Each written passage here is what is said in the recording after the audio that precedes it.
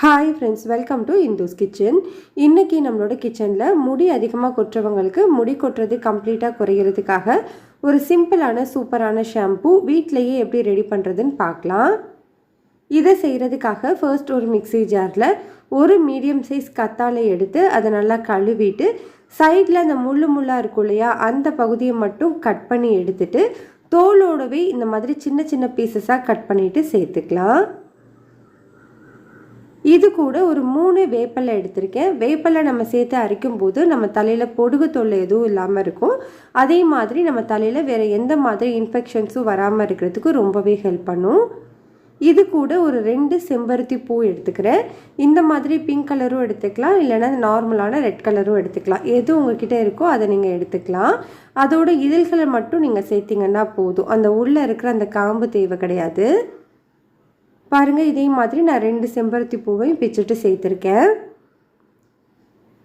இப்போ இது கூடவே ஒரு அரை டேபிள் ஸ்பூன் அளவு கருஞ்சீரகம் சேர்த்துக்கலாம். கருஞ்சீரகம் சேர்க்கும்போது நம்மளுக்கு நல்ல குளிர்ச்சியாகவும் இருக்கும். அதே மாதிரி முடி நல்லா கருப்பாக நீளமாக வளர்கிறதுக்கு ரொம்பவே ஹெல்ப் பண்ணும். இப்போ இது கூட ஒரு 1/4 கப் அளவு அரிசி கழுவின தண்ணி, அப்படி இல்லைன்னா சாதம் வடித்த தண்ணி, எது வேணும்னாலும் நீங்கள் யூஸ் பண்ணிக்கலாம். நான் இன்றைக்கி அரிசி கழுவின தண்ணி தான் சேர்த்துருக்கேன். இதில் ஒரு 1/4 கப் அளவு சேர்த்துக்கோங்க. இது கூடவே ஒரு டேபிள் ஸ்பூன் அளவு வீட்டில் ரெடி பண்ண ஹோம்மேடு ஹேர் ஆயில் சேர்த்துக்கிறேன். இந்த ஆயிலோட லிங்க் வந்து டிஸ்கிரிப்ஷன் பாக்ஸில் இருக்குது. உங்களுக்கு விருப்பம் இருந்ததுன்னா செக் பண்ணி பாருங்கள். இந்த ஆயில் உங்கள்கிட்ட இல்லை அப்படின்னா நீங்கள் ஒரு டேபிள் ஸ்பூன் அளவு நார்மலான தேங்காய் எண்ணெய் இல்லைன்னா விளக்கெண்ணெய் கூட யூஸ் பண்ணிக்கலாம். இப்போ இது கூடவே ஒரு 10 செம்பருத்தி இலையை நல்லா கழுவிட்டு சேர்த்துக்கோங்க. செம்பருத்தி இலை சேர்க்கும்போது நம்மளுக்கு ஹேர் வந்து நல்லா ஷைனிங்காக இருக்கும். நல்லா பளபளன்னு பார்க்குறதுக்கு ரொம்பவே நல்லாயிருக்கும். முடி நல்லா சாஃப்டாகவும் இருக்கும்.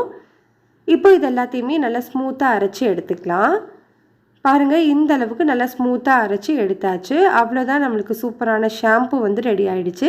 இதை நீங்கள் எப்படி யூஸ் பண்ணணும் அப்படின்னா, நீங்கள் நார்மலாக ஷாம்பு வந்து எப்படி யூஸ் பண்ணுவீங்களோ ஷாம்பு போடாமல் அதுக்கு பதிலாக இதை நீங்கள் யூஸ் பண்ணிட்டு வரலாம். வாரத்தில் நீங்கள் 2 நாள் இதை யூஸ் பண்ணிட்டு வரும்போது உங்களுக்கு முடி கொட்டுறது கம்ப்ளீட்டாக ஸ்டாப் ஆகி முடி நல்லா வளர தொடங்கும்.